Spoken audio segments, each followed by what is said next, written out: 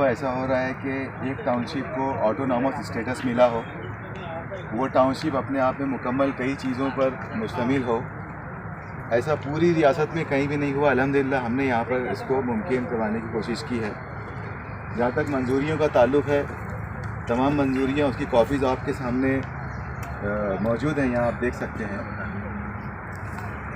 इसका DPR sanction Nashik से हुआ था, महाडा की तरफ से, वो भी है। महाराष्ट्र हुकूमत ने इसके फ़ंड को मंजूरी दी थी और प्रोजेक्ट को मंजूरी दी थी, वो भी यहाँ पर है। उसके बाद मरकज़ी हुकूमत से इसकी मंजूरी हुई थी, वो भी हमारे यहाँ इस वक्त है। कॉरपोरेशन की बजाय बम्बई को इसकी प्लानिंग अथॉरिटी बनाया गया इस प्रोजेक्ट की, और वहाँ से फिर इसकी लेआउट अप्रूवल और कंस्ट्रक्शन सेंक्शन और टेक्निकल सेंक्शन लिया गया। उनकी मंजूरियाँ यहाँ पर है। जो कंपनी इसको कर रही है उसका नेशनल रजिस्ट्रेशन हमारे पास है।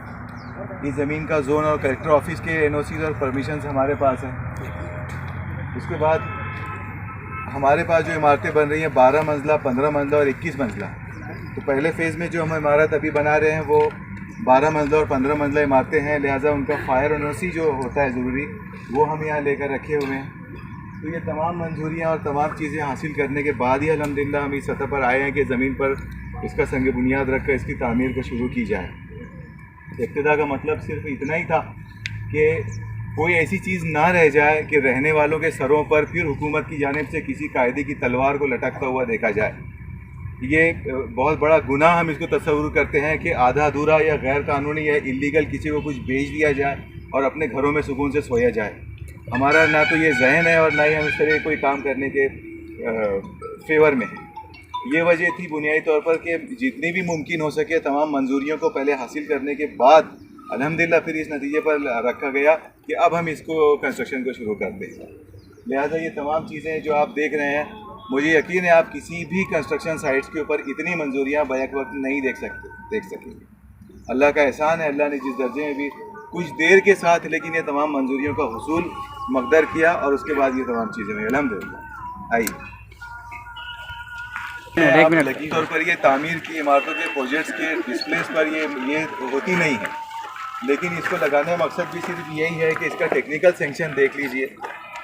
इसके टेक्निकल सेंक्शन को पब्लिकली डिस्प्ले करने का मकसद भी यही है कि हम जो कह रहे हैं अल्हम्दुलिल्लाह बिल्कुल शफाफ तरीके पर वाज़ेह और ज़ाहिर है।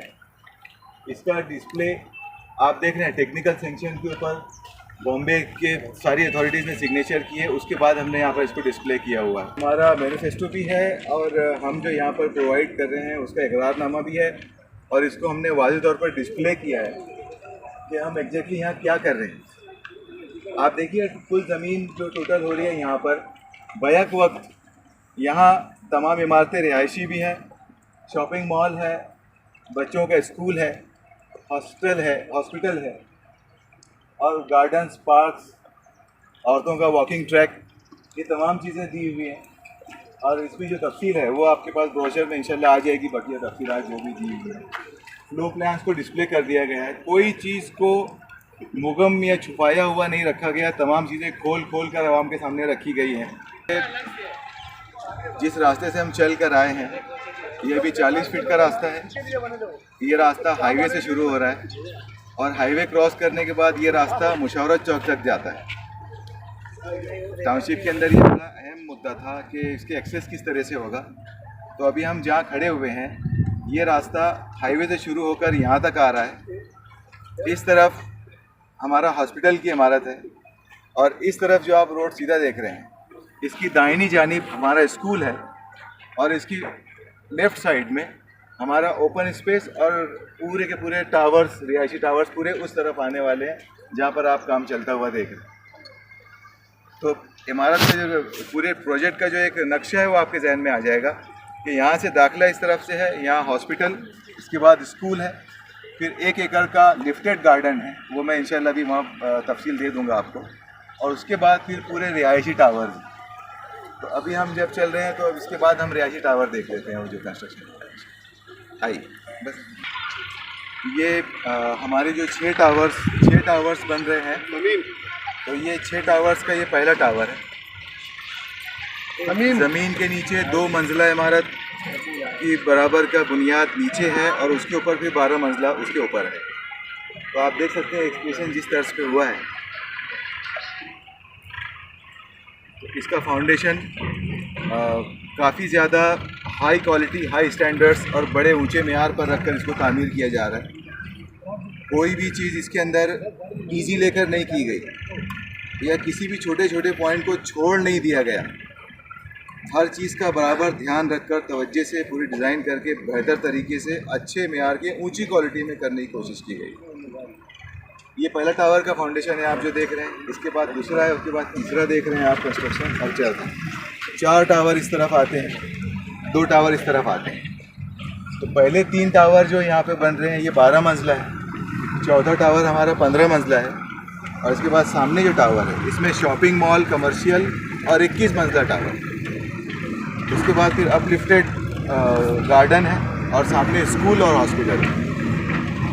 उसके पीछे उधर जिम्नास्ट डेप्थ आप देख रहे हैं फाउंडेशन की। बुनियाद जो इमारतों की रखी जा रही है और बनाई जा रही है वो आमतौर पर जो आपने देखा होगा फुटिंग फाउंडेशन आता है, हर कॉलम का अपना एक फाउंडेशन होता है। यहाँ उस तरह का फाउंडेशन नहीं है। यहाँ पर 1 मीटर ऊंचा कंक्रीट और स्टील का हेवी पूरा बेस भरा जा रहा है। उस बेस में से पूरी इमारतों को ऊपर उठाया जाएगा, जिसको हम राफ्ट कहते हैं, उस तरीके का। ये महंगा तरीन कंस्ट्रक्शन होता है, लेकिन उसको हर कीमत पे हर चीज़ को लिहाज मलहूज रख कर किया जा रहा है कि इस तरह से तमाम काम हो जाए बेहतर तरीके। आर्किटेक्ट है ये अरिस्टोल टाउनशिप को, ये ख्वाब को हकीकत में ज़मीन पर इंशाअल्लाह ये करके बताएंगे। इसके लिए मैं आप तमाम साहिबान से ये गुजारिश करता हूँ कि आप इसकी पूरी तफसीली मालूमात सर से लीजिए और इसको हर एंगल से समझिए। ये एक ऐसी ज़रूरत है जिसे बेसिकली हम सब जानते हैं कि रोटी, कपड़ा और मकान इंसान की बुनियादी ज़रूरत है, लेकिन आज उसमें ज़रूरियात में सबसे अहम सुकून हो गया है। और ये जो अरिस्टोल हाउसिंग है, यहाँ पे आपको खुली फिजा में एक सिस्टमेटिक हाउसिंग सोसाइटी मिलेगी, एक पूरा फिजा माहौल मिलेगा और रहने के लिए जो एक साफ सुथरा माहौल रहेगा।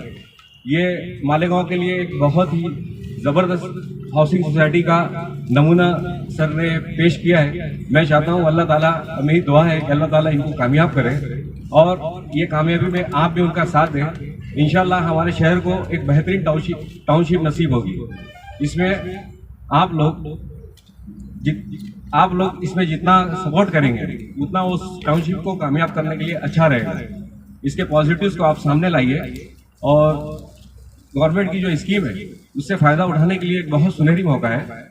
और मैं चाहता हूं कि आप इसकी तफसीलात हमारे आर्किटेक्ट आरिफ शाह सर से समझिए। मेरी दरख्वास्त है हमारे आरिफ सर से कि आप तफसीलात जो है सामाइन के सामने पेश करें, हमारे प्रेस वालों के सामने पेश करें। शुक्रिया।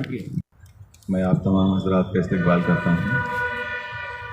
उसके साथ साथ आज की प्रेस कॉन्फ्रेंस के हमारे दोनों ही चीफ गेस्ट श्री उपेंद्र मेहता साहब, जाने माने सीए हैं शहर के। इनका तारुफ ये है कि कई सारे प्रोजेक्ट्स में जहाँ डेवलपमेंट की ज़रूरत महसूस होती हो, इन्होंने उसको पॉजिटिव डायरेक्शन दिया। जनता बैंक के साथ काफ़ी समय काम करने के बाद अपने तौर से भी कुछ चीज़ों पे हमेशा से इनका शेडो रहा है। आज हमारे यहाँ आने पर I welcome him and I thank him for his precious time that he has given to us already.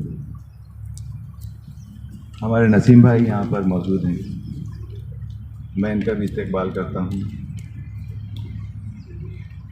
Shahzad भाई जो कि इस प्रोजेक्ट के साथ रोज़ अव्वल से साथ में खड़े हुए हैं, प्रोजेक्ट का हिस्सा हैं, परिया बिल्डर्स के डायरेक्टर हैं।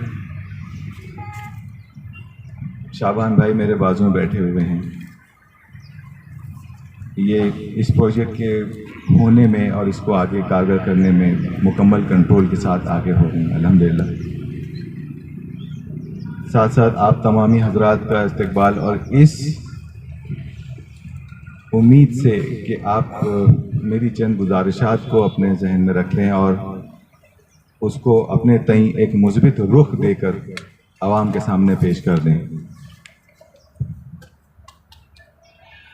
हमारे लिए ये शहर की तरक्कियात और इसकी नशोनुमा और इसका इर्तिका, अब पहले ऐसा हुआ करता था कि ये कागज़ पर है, हकीकत में नहीं है। धीरे धीरे ये कागज़ से भी हटता गया और उसके बाद फिर ये ख्वाबों से भी हटता गया और इस शहर की कभी तरक्की हो सकेगी इसका तसव्वुर भी मिटता गया। आज हम किसी भी एतबार से हमारे शहर को एक ऐसी बस्ती या ऐसा गांव या ऐसा शहर नहीं कह सकते जहां इंसान उसको देखकर अब रहने की ख्वाहिश का इजहार करे कि मुझे यहाँ रहना है।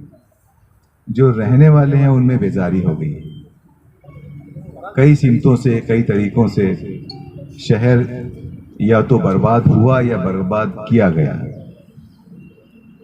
हम जो सोचने वाले जहन हैं यकीनन इस बात की तरफ अपनी नज़रों को रखे हुए हैं कि क्या कभी कोई सबील पैदा हो जाएगी या क्या कभी कोई रास्ता निकलेगा कि ये अंधेरों और पस्तियों में मुसलसल गिरता रहने वाला शहर कहीं ठहर जाए और इसको कोई राह मिल जाए।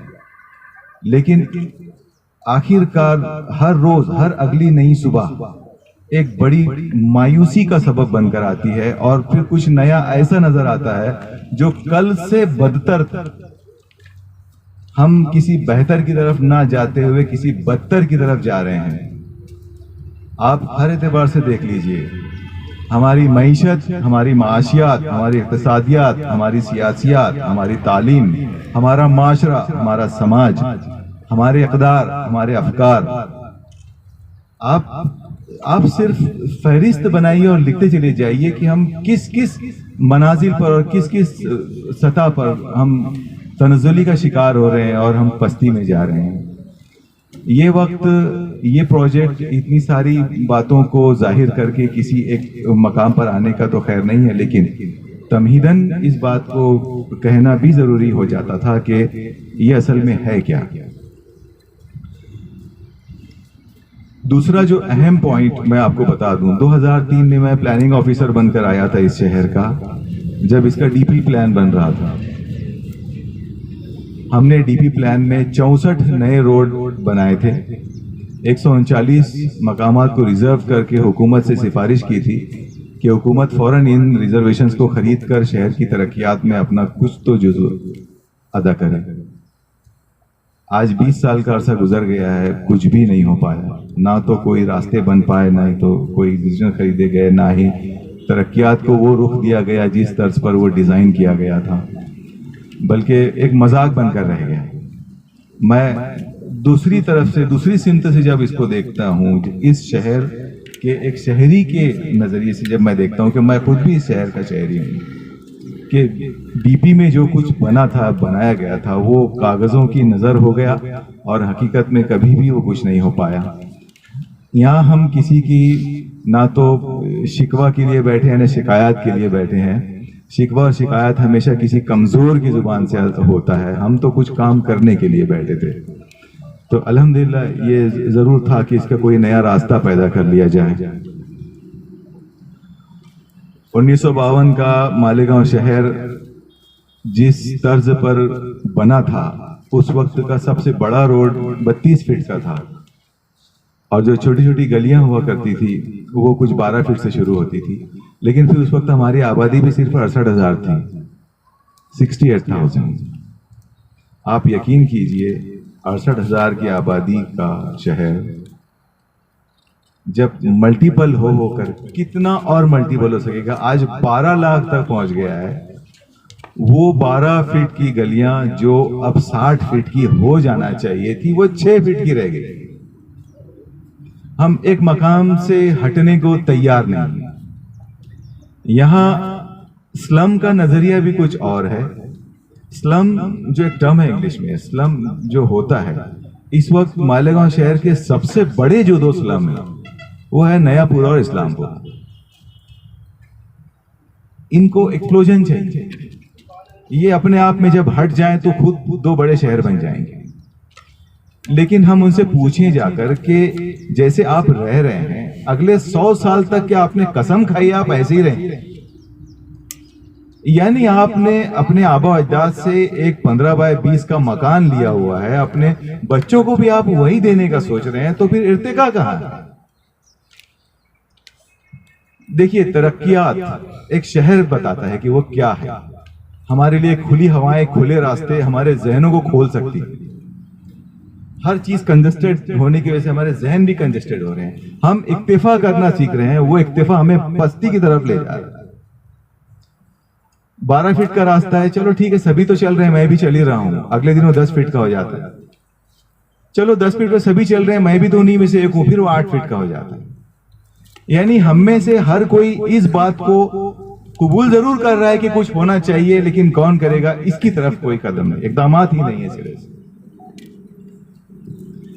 अब ऐसी चीजें, अच्छा ये तमाम चीजें हर फील्ड में हमारे सामने है। तालीम में हमारी वही हालत है, मईशत, माशियात, इक्तिसादियात में भी हमारी वही हालत है, माशरत में हमारी वही, तमाम जिस फील्ड में आप देखिए, जिस स्फेयर पे आप नजर डालिए, वहां पर सिवाय इसके दूसरा कुछ नजर नहीं आता। एक बहुत अच्छा मौका मिला था हमें 2011 में, जब हदवाड़ हो गई शहर की। आप यकीन कीजिए, ये शहर को खूबसूरत तरीन हम हमारे हाथों से बना चुके होते, लेकिन एक भी शख्स सामने नहीं आया आज तक भी।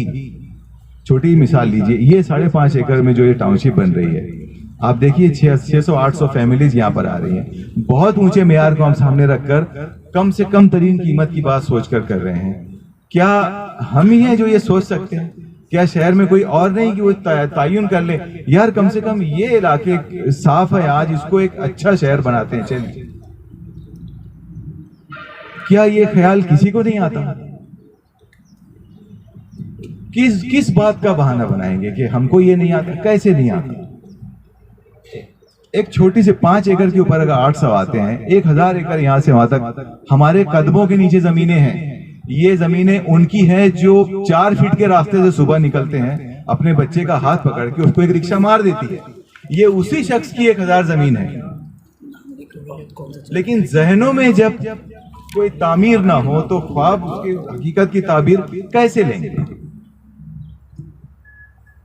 आपके तवज्जुह से ये बात करने का मकसद जाहिर है ये है कि कुछ लोग अगर सो रहे हो तो वो जागे, देखें, समझें जरा कि ये हाईवे हमारे लिए जेल है,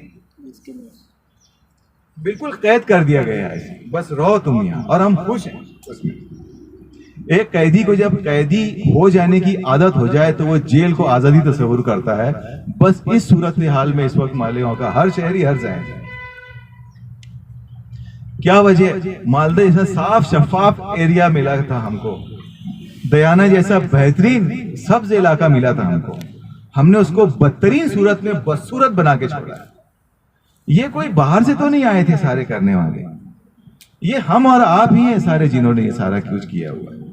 क्या वजह है कि हम एक किसान जो 20 लाख की जमीन बेच रहा हो उसके पास जाते हैं, भाई उधार में 1 CR की दे दे, हम 3 साल में दे देंगे पैसे।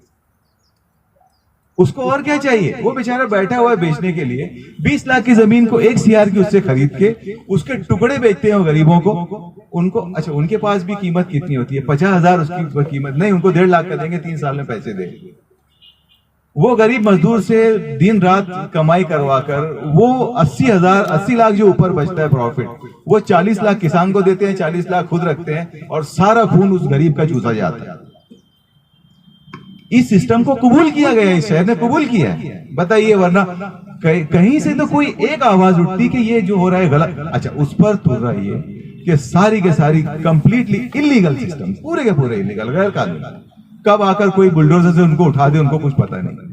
लेकिन कोई सोच समझ कहीं नहीं, कहीं जहन में कहीं तरक्कियात नहीं, कोई इर्तिका, कोई नशोनुमा की बात नहीं, कोई अच्छी और फलाई की बात नहीं। ये तमाम चीजों को सामने रख कर कहीं किसी को तो एक कदम आगे उठाना होगा। हमने यहाँ पर आज जो इब्तिदा की बात की, अल्हम्दुलिल्लाह काम शुरू हुआ है। मैं तकरीबन 2.5 साल से इसकी मुशक्क़त में हूँ। अल्हम्दुलिल्लाह अल्लाह ने इसमें कामयाबियाँ दी। मैंने आपके सामने ये बात रखी थी कि कितनी मंजूरियाँ उसके लिए उसकी मतकाज़ी थी और तमाम के तमाम मंजूरियों को हासिल किया गया।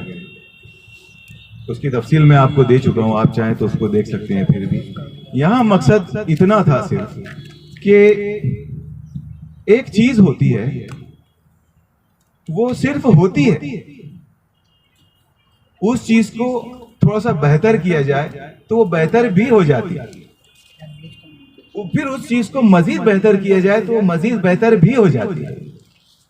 लेकिन क्या हमारी जहनियत इस बेहतर होने को कबूल करने को तैयार है भी या नहीं? मेरे सामने अभी देखिए, मैं इसकी तफसील आपको बाद में बता दूंगा। हमारे पास 2 कैटेगरी के फ्लैट्स आज सेल करने के लिए हम दे रहे हैं लोगों को। 460 स्क्वायर फीट का एक फ्लैट है 1 BHK, वो 12.5 लाख रुपए का है। और 560 स्क्वायर फीट का 1.5 BHK फ्लैट है, ये 16 लाख रुपए। अब मैं आपको बताता हूं कि इसके कैलकुलेशंस के साथ हम किस तरह से कोशिश कर रहे हैं कि इसको आवाम के साथ कबूल करने की हद तक उसको सस्ता कर दें। ये यहां से रोड बन रहा है। रोड टोटल हो रहे हैं 60 और 80 फीट के। Underground drainage system, underground electrical system, exposed open cables बिल्कुल भी नहीं, खुली गटरें नहीं, मच्छरों की बहुतायत से हमने उसको बचाया। अंडरग्राउंड ड्रेनेज सिस्टम है जहाँ पे बदबू का कोई मौका ही नहीं होता, वो हमने यहाँ पे रखा हुआ है। रोड की दोनों जानिब बच्चों के पाथवेज रखे हैं, बच्चों के अलग रास्ते रखे हुए हैं कि कारों के आने जाने से उनको कोई फर्क ना पड़े, वो अपने रास्ते पर चलते रहें। जगह जगह मकामात पर बूढ़ों के लिए बेंचेस रखे हुए हैं और कुरान कियोस्क रखे हुए हैं। सोलार से उनको चिलर्स रखे हुए हैं उनके बैठने की जगह। औरतों के लिए वॉक ट्रैक रखे हैं। घर से निकलकर आप walk, evening walk, morning walk का तस्वुर नहीं है हमारे यहाँ के। कभी चलना भी जरूरी होता है। ओबेसिटी बढ़ रही है, अमवात बढ़ रही है, वो अलग कई सारी वजूहात है उसकी। आप बताइए कि चलने के लिए कोई एक 100 फीट सही पूरे शहर में है क्या? दिन रात में कभी भी चलने के नहीं है। और किसी के जहन में सवाल भी नहीं उठता कि जितनी सेहत मर्दों की जरूरी है औरतों की, बल्कि उससे ज्यादा जरूरी है। उनके लिए हमने वो रखा है। गरज स्कूल रखी, 600 मकानात के अंदर जो फैमिलीज रहने आ रही हैं, रोजे अव्वल जिस दिन वो रहने आ जाएंगे उनके साथ 2000 बच्चे होंगे। वो 2000 बच्चे हर उम्र के होंगे और उसी दिन उनको हर जमात का तकाजा होगा स्कूल का, 1ली से 10वीं तक। हमने उसका इंतजाम किया यहाँ पर कि यहाँ पे 1ली से 10वीं तक की तमाम क्लासेस मौजूद हैं। 50 के स्टाफ के साथ हम वो स्कूल इंटरनेशनल अरिस्टोल इंटरनेशनल स्कूल का कायम कर रहे हैं। यहीं पर हॉस्पिटल यहाँ पर है हमारा, 7 स्टोरीड हॉस्पिटल है, फुल्ली डायग्नोस्टिक्स। वॉलंटियरली हम उसके अंदर कुछ चैरिटेबल भी रखेंगे, कुछ ये रखेंगे। ये इसके अंदर हमारे सारे अजाइम्स हैं। अब इसके अंदर ये देखिए तमाम चीजों को, सोलार एक्सप्रेस फीडर से हम इलेक्ट्रिसिटी ले रहे हैं, नॉन स्टॉप इलेक्ट्रिसिटी के लिए। हाई स्पीड लिफ्ट रखा जा रहा है अटेंडेंट के साथ। बच्चे लिफ्ट में जाकर कोई शरीर होते हैं, कुछ ऐसे होते हैं, हरकत करते हैं, उससे नुकसान और हादसात हो जाते हैं। उससे बचने के लिए अटेंडेंट रख रहे हैं लिफ्ट में। हाई स्पीड डबल लिफ्ट रखे हैं 2 सिमतों में, एक जगह। हम जेनसेट्स रख रहे हैं, 6 DG सेट्स, काफी कीमती और महंगे होते हैं सारे कुछ। सोलार के मुकम्मल पैनल सिस्टम से हम 6 घंटे की इलेक्ट्रिसिटी मुफ्त दे रहे हैं सारे लोगों को। पीने का पानी मोटर चालू कर दो, भरना है ये नहीं है। किचन के टैप में मर्जी आए उतना पानी आप इस्तेमाल कीजिए, मीठा पीने का पानी। अगर मैं ये सारी सहूलतें हटा लेता हूं और किसी भी अगर जैसे कोई एक आधी ऐसा फ्लैट ये बनाकर बेच देता हूं तो 6-7 लाख में आ जाएगा।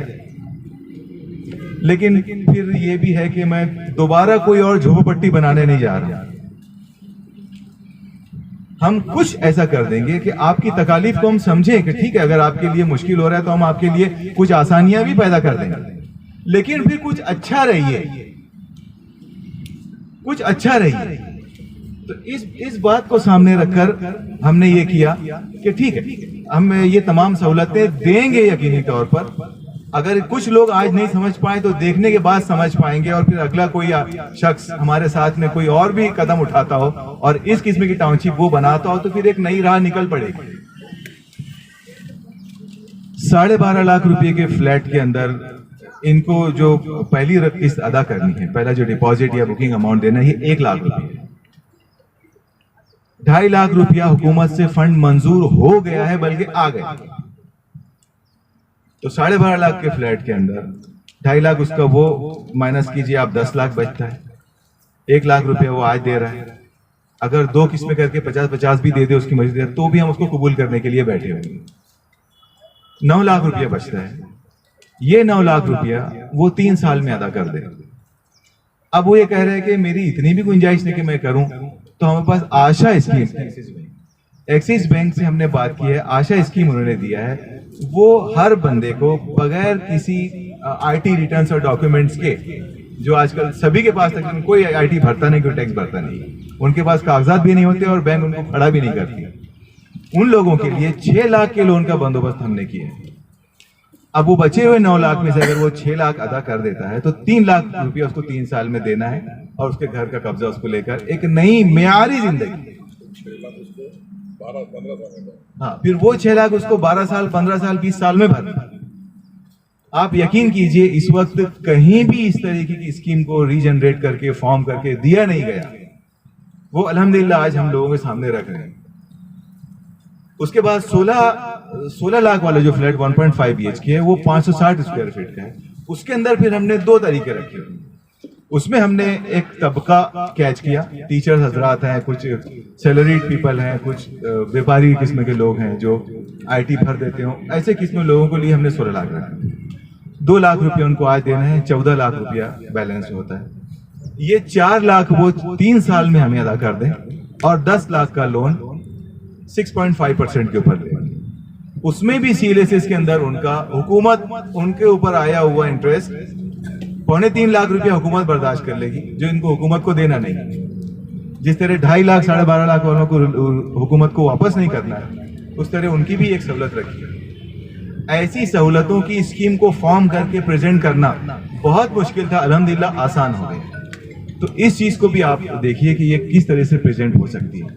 हमने कोशिश ये की है कि जो मुस्तहिक ना हो, फिर भी वो अगर चाह रहा हो कि यहाँ रहे आकर, तो हमने उसके लिए तमाम आसानियां और रास्ते पैदा करने की कोशिश की है कि वो इस तरह से रखें। शॉपिंग मॉल जो हमारा आ रहा है, इसमें 24 टोटल शॉप्स, 24 शॉप्स। हमने हमारा उसूल ये बनाया इन 24 शॉप्स के लिए, ये कोई एक तिजारत, कोई एक बिजनेस वो एक ही होगा, इस 24 में वो रिपीट नहीं होगा, ताकि 600 फैमिलीज का पूरा बिजनेस किसी एक शॉप को मिल सके, तो उसका बेहतर उसका कारोबार हो जाए। अनाज की कोई एक ही दुकान होगी, चक्की कोई एक ही होगी, आइसक्रीम शॉप कोई एक ही होगी, किराना कोई एक होगी, सब्जी फलों की दुकान कोई एक होगी। तो इस तरह से कोई एक होगा। तो 24 दुकानें हमारे पास रखी हैं। दुकानों के साथ एक चीज ये होती है, आप देखिए 12 दुकानें नीचे हैं, 12 ऊपर हैं, ऐसे पूरा मॉल बन रहा है। वजन लेकर उतरना मुश्किल होता है, तो हमने एस्केलेटर रखे हुए हैं। खुदकार जीने जो होते हैं मॉल में, आपने देखा होगा, वो यहाँ पर हम उसका इंतजाम कर रहे हैं। इन्हीं साहिबान के लिए जो रहने आ रहे हैं, इनके लिए ऐसी सहूलतों को कोई कंपेयर करे कि दयाने में एक फ्लैट मुझे 10 लाख का मिल रहा है, तो फिर उसके लिए कोई जवाब नहीं रह जाता। फिर उसका जवाब भी क्या दिया जाए कि यार भाई मेरे वो कुछ और है, ये कुछ और है। कोशिश ये की गई कि यहाँ हर वो चीज़, ज़रूरियात ज़िंदगी की तमाम चीज़ों को दस्तयाब रखें, मुहैया रखें यहाँ पर, कि किसी को बाहर जाने की ज़रूरत ही ना पड़ जाए, और एक बेहतरीन साफ़ सुथरा माहौल यहाँ पर पैदा हो जाए। इस तरीके से ये तमाम चीज़ें यहाँ पर हुई। अब मैं आता हूँ एक मुख्तसर से वक्त में इस पॉइंट पर कि हुकूमत ने 2 अप्रूवल्स दिए हैं फरिया बिल्डर्स को। मेरी कंपनी है फरिया बिल्डर, जिसके अंदर में ये बनाया जा रहा है। ये एक छोटा प्रोजेक्ट है, हुकूमत की नज़र में 100 करोड़ चूँकि छोटे होते हैं, हमारे लिए बहुत बड़े, तो हुकूमत इसको छोटा प्रोजेक्ट है। तो यहाँ पर उन्होंने 12 करोड़ का फंड मंजूर किया हुआ है। और साइने में हमारी 120 एकड़ की ज़मीन है, उस पर हुकूमत ने 248 करोड़ का फंड अप्रूव किया है, प्रिंसिपल अप्रूवल। लेकिन हमारे शहर को हम पहले एक छोटी सी एग्जांपल दे देंगे बनाकर, उसके बाद फिर उस पर काम किया जाएगा। महाडा इसकी प्लानिंग अथॉरिटी है, महाडा से इसको मंजूर कराया गया है पूरे के पूरे प्रोजेक्ट्स को, बम्बई महाडा से। वो लोग यहाँ पर हर 15 रोज को आ रहे हैं, बाकायदा वीडियो शूट कर रहे हैं, लेकर जा रहे हैं। वो वीडियो शूट करने के बाद हुकूमत को रिपोर्ट करते हैं कि ये इस तरीके से वहाँ पे काम हो रहा है। फरिया बिल्डर्स जिस अकाउंट में लोगों के पैसे जाएंगे, उस अकाउंट पर हुकूमत की निगरानी, रेरा, ये रेरा तय करेगा कि लोगों के जो पैसे हमारे पास आए हैं वो आरिफ शाह को दिए जाएं या ना दिए जाएं। रेरा के ऑफिसर्स यहाँ पे आके रिपोर्ट लेंगे, उसके ऊपर 3 सर्टिफिकेशन चाहिए, एक सीए का सर्टिफिकेट चाहिए, एक आर्किटेक्ट का सर्टिफिकेट चाहिए, एक कंसल्टिंग इंजीनियर सर्टिफिकेट चाहिए। ये तीनों सर्टिफिकेट के साथ फोटोग्राफिक वीडियो एविडेंस जाने के बाद, उसके बाद रेरा पासपोर्ट जनरेट करके यहाँ की बैंक को देगा कि अब आरिफ शाह को और फरिया बिल्डर्स को आप पैसे अदा कर दें ताकि ये काम हो। बहुत अच्छा कदम है हुकूमत का, वरना आमतौर पे होता है कि बुकिंग होने के साथ जो पैसा होता है, बिल्डर आधे पैसे दूसरी जमीनों को खरीदने में डाल देते हैं और काम को धीरे करते हैं। यहाँ ये चीज अच्छी हो गई, हुकूमत की बेहतर निगरानी, बल्कि मजीद सहूलत है हमारे लिए कि हम यकसुई से एक सिमत में आकर अपने वक्त मुकर्ररा पर काम पूरा कर देंगे इंशाअल्लाह। तो महाडा हमारी प्लानिंग अथॉरिटी है मुंबई की, म्यूनिसिपल कॉरपोरेशन हमको सहूलियात दे रही है, बस इतना ही उसका कंट्रीब्यूशन है। बकिया चीज में प्लानिंग अथॉरिटी मालेगांव कॉरपोरेशन नहीं है। तो जो सबसे बड़ी बात हुकूमत ने हमारे सर पर रखी हुई है कि आप इसको 30 महीनों में मुकम्मल कीजिए और आपको ज्यादा 6 महीने की और मॉरिटोरियम दिया जाएगा, उससे ज्यादा नहीं। तो हमारी कोशिश ये है कि हम 30 महीनों में पूरे प्रोजेक्ट को मुकम्मल कर लें। हमारे शहरियान का बहुत जबरदस्त ताउन इसके अंदर बहरहाल तकाजा करेगा इस चीज का कि वो भी कदम में कदम साथ में मिलाएं ताकि रफ्तार हमको मिल जाए। हमारा शहर अक्सर ये बात करता है कि वो अधूरा है और ये हुआ नहीं है, तो उसके पीछे हमारे उन्हीं आधे लोगों का हाथ होता है जो पैसे रोक देते हैं। आज यकीन कीजिए आप, 100 करोड़ का प्रोजेक्ट कोई यूं ही खर्च करके बना के दे देगा और लाओ बेचो, इस तरह से नहीं होता। अवामी ताउन और बर वक्त तमाम हुकूमत का दिया जाना बहुत जरूरी होता है और वो किसी प्रोजेक्ट को कामयाब करने में उसका बड़ा दखल है। तो ये तमाम चीजें इस प्रोजेक्ट के ताल्लुक से थी। मुझे लगता है कि मैं तमाम बातें अपने दौर से कर चुका हूँ।